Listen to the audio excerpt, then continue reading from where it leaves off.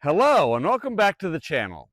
For today's adventure, we are going from here in beautiful Northeast Ohio up to Michigan. For the next 10 days, we'll be camping. Our first stop tonight is Bay City State Park, just for an overnight, just to get us partway up the state. And then we are going to Traverse City State Park, where we'll be going to see some wineries in the area on the e-bikes. Then after that, we're going to Strait State Park across the Mackinac Bridge and going to Mackinac Island. After that, we're going up to Sault Ste. Marie, over to Tonawanda Falls, maybe up to Whitefish Point to the Great Lakes Shipwreck Museum. Then on the way back, we're going to stop one night at Hartwick Pines again, just to break the trip up a little bit. The interesting thing about this trip is we're going with our friends, Howard and Eileen, and they have a similar size, although different shaped camper than ours, but he pulls his with a internal combustion engine only Ford Maverick pickup truck. So we're going to compare how much time and money we each spend fueling up on the trip, since we're both going together. So come along with us. Welcome back to E-Hermes, your electric adventure travel channel.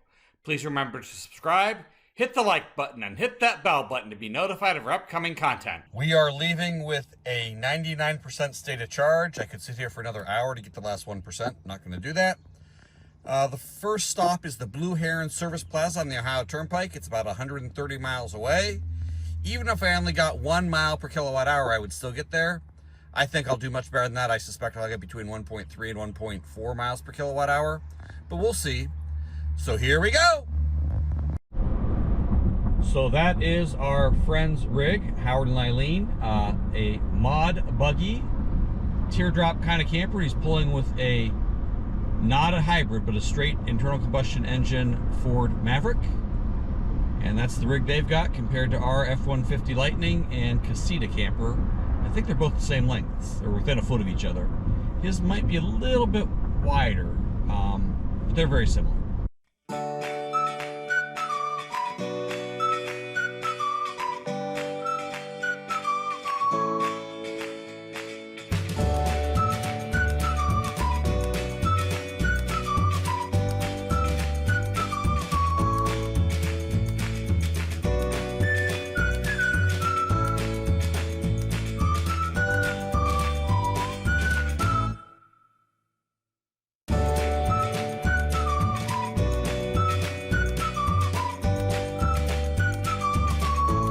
We are pulling into the Blue Heron Service Plaza on the Ohio Turnpike. This location has both Tesla superchargers and Electrify America. Tesla's a little bit cheaper to charge at, but I'm going to go with whichever one I can get to most easily without having to unhook, which I think in this case actually might be Electrify America, because I don't think there's anybody at them. Yeah, so we're gonna go there. Let's see. Well, that's the only one that's green. So is that the only one that's working? So this is one. Oh, I guess maybe it's the other one. I guess I should pull it further up though, right? Yeah. I mean, it takes two, but well, you can use these from each side, right? Yeah. Which is this is actually a better layout for this. I am out in the driveway still. Yeah, but in a very big car, unlike that skinny thing over there. Okay. Here we are at the Electrify America at the Blue Heron Service Plaza. I was going to use the Teslas over there, and the one on the end is the one with trailers, but with the car parked there where it was, the white car, and the charge port on the truck where it is, I couldn't really get in there. I would have liked to have, because this is costing 56 cents per kilowatt hour, and I think Tesla's like 32, so we'll try to use Tesla when we can, but in this case, for ease of access, it was better to use the Electrify America when we had the choice of either. All right, we are done here. We are at 80%. That's enough for us to go on, so I will stop. It took us 20 minutes. We gained 48.3 kilowatt hours and cost us $26.60.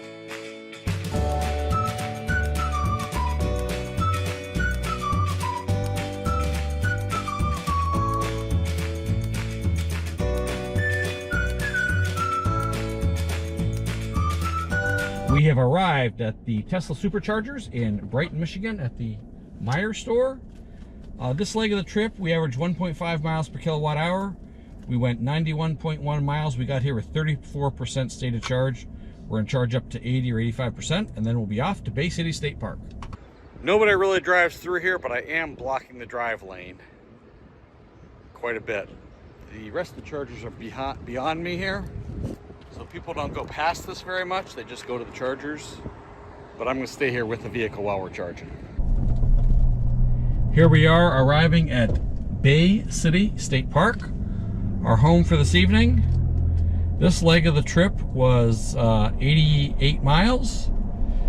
We averaged 1.7 miles per kilowatt hour. The trip overall today, we went 308 miles. We averaged 1.6 miles per kilowatt hour. There's a lot of construction, especially on the Ohio Turnpike, and that slowed us down early on, so we probably might have not done quite as well if there hadn't been as much construction. We generally went 65 miles an hour, and that was pretty much what we did. All right, here we are at our home for the evening for one night. This is at Bay City State Park, Site 41. We have the holy grail of 20, 30, 50 amp electrical connection. So we've got the 50 amp with a very large extension cord, because I didn't want to unhook the camper for just one night. We got the 50 amp charging the truck, the 30 amp 120 volt powering the camper. Then we have a bike charger plugged in to the 20 amp. So we'll be staying here tonight, having dinner, and then leaving early tomorrow morning. Driving for about 2.5 hours, 136 miles. We are in the town of Scottville, I don't think there's an S. Looking for the red E charger. I believe it's a 165 kW cabinet with 2 cables, so if there's nobody else charging, I'll get the whole amount. If there's somebody else charging, I'll only get 67 or 68 or whatever it is. 160, no, 80 something. Anyhow, let's see where it is, see if we can get in here without having to unhook. It is at the Westco convenience store, is that correct, Mrs. E-Hermes? That's what it said, but it also looks like a gas station. It looks like a convenience store with a gas station. So now there's along a fence. Oh, there's the fence. If I can pull along that guardrail, this will be a good one. This will be a good one.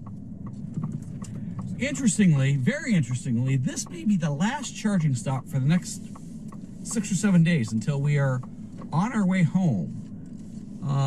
We're going short enough distances each time now until we get ready to go home that we can charge just at the campgrounds. We may not have to charge during the day at all on any trips. There's one charger in Sault Ste. Marie, Michigan that we may use just because we have to go grocery shopping anyhow, and if we're going to shop, we might as well use it. But I'm going to block this guy in, aren't I? I'll have to stay out here with it, and if he needs to get out, I'll have to come get him out. Oh, there's a guardrail there. All right, here we go. Let's get charging. Here we are at the Ready Charger in Scottville, Michigan. I was able to pull in around a guardrail here that kind of got in my way. Let's see the guardrail, yeah. But the traffic lane is still open. Cars are still getting by.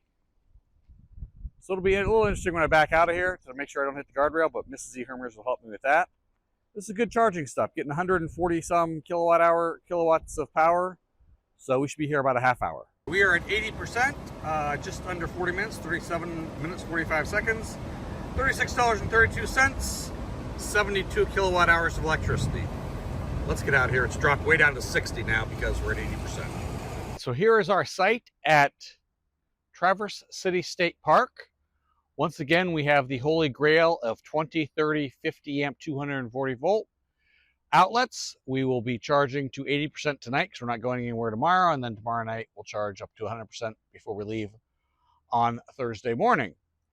We filled up with water, dumped our sewage tanks before we came in. We'll be taking showers tonight, and we should be good to go tomorrow to go on the trail from here to Sutton's Bay. It's I believe it's 21 miles each way, and there's a whole bunch of wineries along it, so we'll be stopping there on our way back if it doesn't rain, but there is a pretty good chance of rain, so we'll have to see how that turns out. We went 240 miles today. We averaged 1.5 miles per kilowatt hour. We had one charging stop for about 40 minutes. Well, good morning again. Today is Wednesday. Today is the day we are going to ride the bike trail up to Sutton's Bay and hopefully stop at some wineries on the way back. The weather is not the most favorable, as you can see by Mrs. E-Hermes rain gear, but we're going to give it a try anyhow. Here we go. Despite the threat of rain and a steady drizzle, we rode through Traverse City to the Lilanu Trail. Along the trail, we saw sculptures, artwork, wildlife, babbling brooks, picturesque lakes, and vineyards and cherry orchards. The trail even has its own tunnel of trees. Eventually, after 21 miles of riding, we cruised into Sutton's Bay. There we went to Boone's Primetime Pub for lunch. After that, we headed back towards Traverse City, but first we had to try out several wineries along the trail, starting with Black Star Farms, which is not only a winery, but also an inn and bistro. It is set on a lovely estate of rolling hills and vineyards. After sampling the wines at Black Star Farm, we then moved down the trail to Three Trees Vineyards, which is a much smaller operation. However, their wines were very good as well. Their Merlot and Cabernet Franc are aged in concrete tanks instead of the usual stainless steel. Finally, on our way back to town, we stopped at Shady Lane Cellars. They also have a wonderful facility with both a beautiful outdoor patio area and a wonderful stone winery and tasting room. Again, the wines were exquisite. Directly from the campground, we were able to access the Tart Trail, which took us all the way in to Sutton's Bay. After a moist but enjoyable stay here at Traverse City State Park, we charged the truck from 80% to 100% overnight. The first night we were here, we charged 80%. We didn't go anywhere with the truck, so we left it at 80% yesterday, charged it up to 100% today, and we were ready to head off to Straits State Park in St. Ignace, Michigan. All right, here we are at Straits State Park. The drive today from Traverse City was 104 miles. We averaged 1.7 miles per kilowatt hour. We are arriving with 44% state of charge. We will charge partially tonight to 80%, and then tomorrow we will charge up to 100% tomorrow night before we head off out of here yet again over to Tonawquaman Falls State Park. It took a little doing to maneuver the camper so that it was fairly level. We could get the truck to the charger, the power outlet, but look at this view from our campsite. From our fire ring and picnic table, you look out over the Mackinac Bridge, never gonna get that right. Anyhow, beautiful view. I can't wait to see it tonight when it's all lit up. Good morning and welcome to day 5 of our Michigan trip.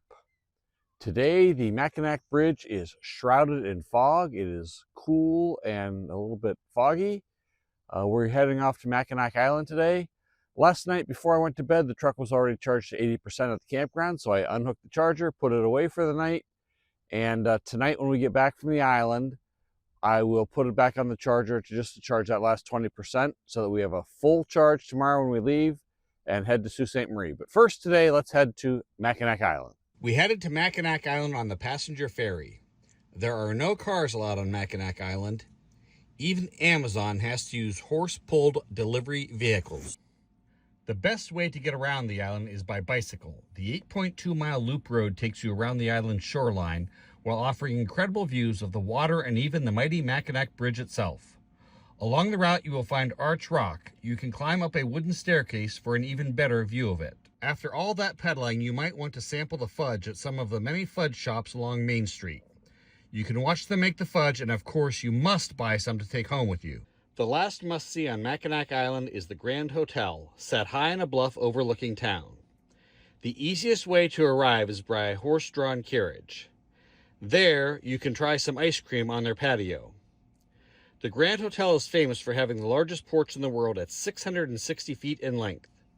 The grounds are also meticulously kept and feature quite the display of flowers.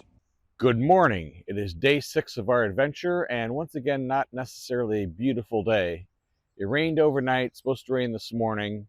There's been a change in plans also. We've decided we are not going to go to Sault Ste. Marie at all. We're going right over to Tonawquaman Falls State Park, Rivermouth Campground. That's where we'll be heading today. We did charge Lightning up last night to 100%. So we are ready to roll. We will not need to do any DC fast charging until on our way back. Our friends, Howard and Lylene, are experiencing range anxiety. They forgot to get gas in their 2.0-liter turbocharged Ford Maverick before we left St. Ignatz. Now, here we are out in the middle of nowhere with nary a gas station to be seen. There was not even one at the interchange where we got off Interstate 75. We, on the other hand, left with a completely full battery, and we know there is electric hookups at our next campsite, and we have plenty of range to get there. Oh, how the shoe is on the other foot, ironically, when the couple in the gas vehicle are the ones worried about finding a place to fuel up. They're saved by gas at Mark's Trading Post in Trout Lake, Michigan. Don't know what they're going to pay for it here, but they're happy to pay for it. Just like DC fast chargers that are out in remote areas and people complain about the price, when you really need the energy, you'll pay whatever it takes. It is kind of strange that they have to keep stopping for gas and we don't have to stop for electricity. Here we are at Tannaquaman Falls Rivermouth Campground. Our drive today was very short. We used 26% of the battery to go 60 miles. We averaged 1.4 miles per kilowatt hour, despite a wicked headwind. Hello, and welcome to Day 7 of our Michigan 2025 adventure. We are charging up here at the campsite, just like we do every night. Today we're headed off to Tannaquaman Falls State Park. Well, that's where we're at. We're actually at the Rivermouth Campground, and the falls are at the upper and lower falls areas. So that's a little drive away. We're going to head up there and see the falls with Howard and Lylene. Anyone visiting the Upper Peninsula of Michigan would be remiss if they did not stop to see Tahquamenon Falls. There are actually two sets of falls about 4 miles apart. The most impressive are the Upper Falls, the largest in Michigan at over 200 feet wide and 50 feet tall.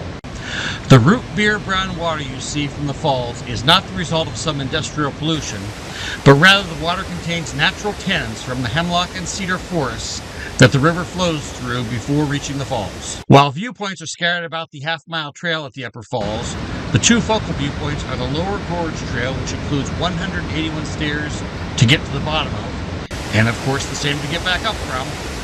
However, the most prominent point to view the falls is the brink view right at the top of the falls.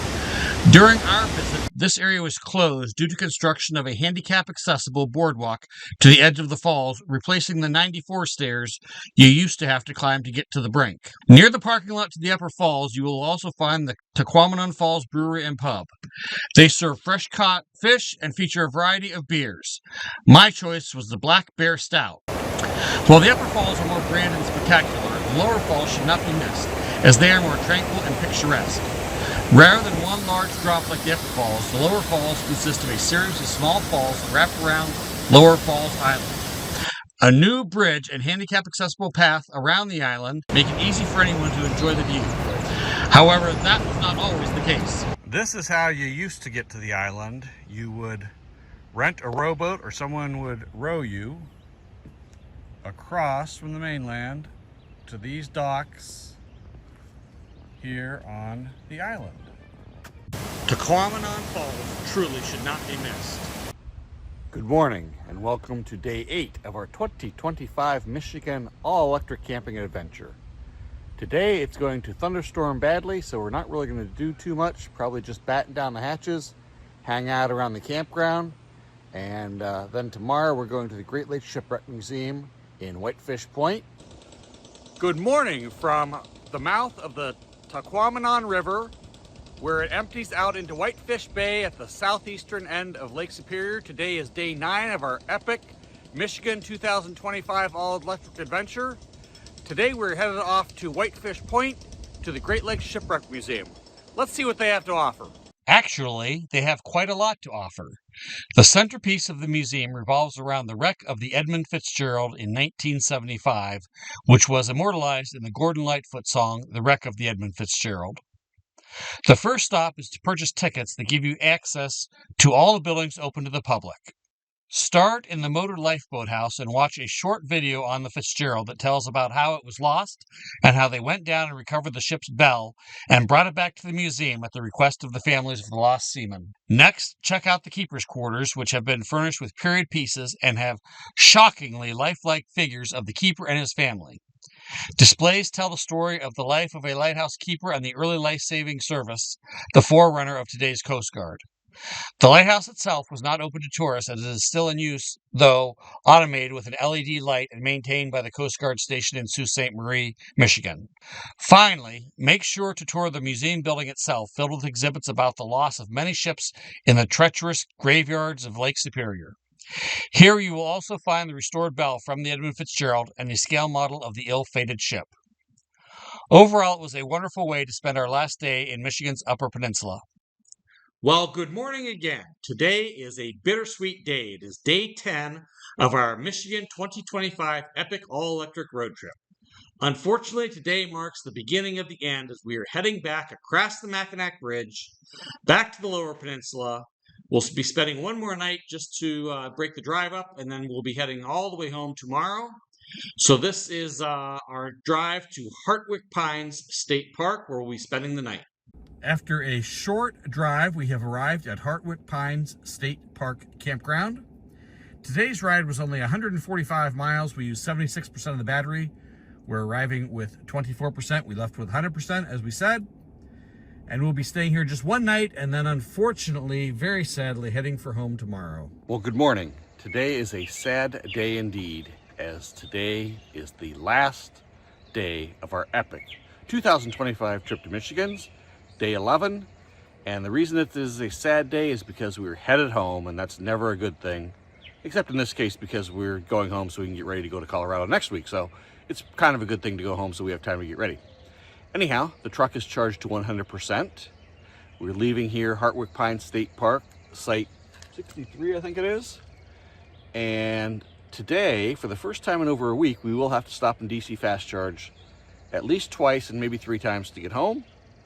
And then we will do an analysis once we get home of our charging stops versus Howard and Eileen's gas stops. We have arrived at our first charging stop of the day. It is at a mobile gas station where they're dumping gas. So the truck's kind of in my way. It is a Red E charger. We drove 147 miles to get here. We used 84% of the battery, arriving with 16%. We averaged 1.3 miles per kilowatt hour.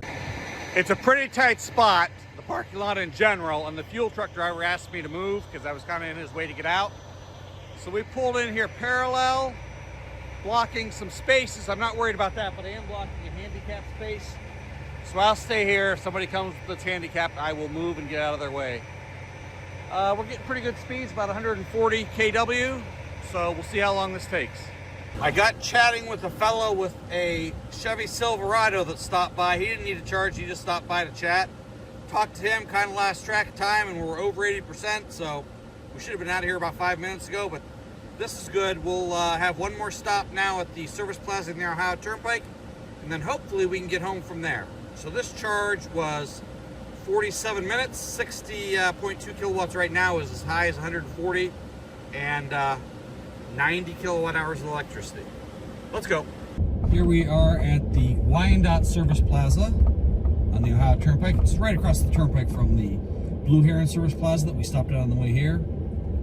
Because of the trail, I went to the trailer area. I think I ultimately have to go back to the car area, but they were doing work there. So I'm going to come over here. Or I may just use the Electrify Americas. Electrify America. Once again, the Tesla superchargers are here. They're nice, they're cheaper, they're arguably faster. But the way it's laid out, it's just going to block traffic too much. I can pull right into the Electrify America and not block much traffic. So that's what we're going to do. We did fit much better here. I'm out into the traffic a little bit, but with the empty spaces, cars can easily get around. But this is almost twice as expensive as the Tesla. It's 56 cents a kilowatt hour. I usually pay, I think, 34 with my membership at Tesla, so almost twice as much. But it's more convenient. I don't want to unhook the trailer. I'd rather pay a little extra and not have to deal with it. We have arrived at home. We have arrived with 16% of our battery. Our last leg of the trip was 126 miles, and we averaged 1.3 miles per kilowatt hour. For the trip overall today, we went 392 miles, also averaging 1.3 miles per kilowatt hour. And for the total trip, we went 1,448 miles, and we averaged 1.5 miles per kilowatt hour. Now, some of that was when we were driving around without the trailer attached, but the vast majority, maybe 100 miles, all but 100 miles, was with the trailer attached. So we did pretty well on that. Now let's compare our energy usage and time versus Howard and Eileen's.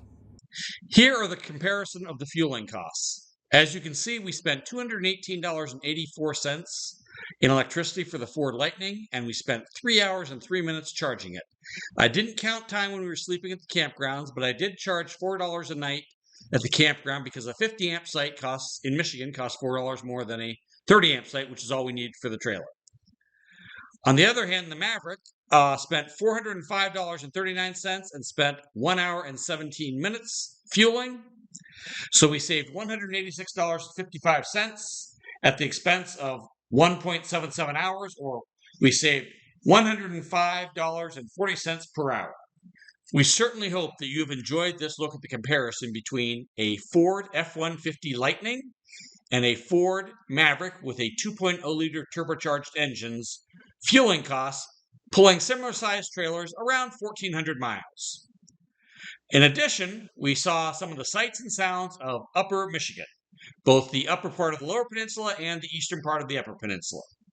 If you did enjoy it, please hit that like button. If you haven't already, please subscribe, and please hit that bell button to be notified of our upcoming content. Thank you!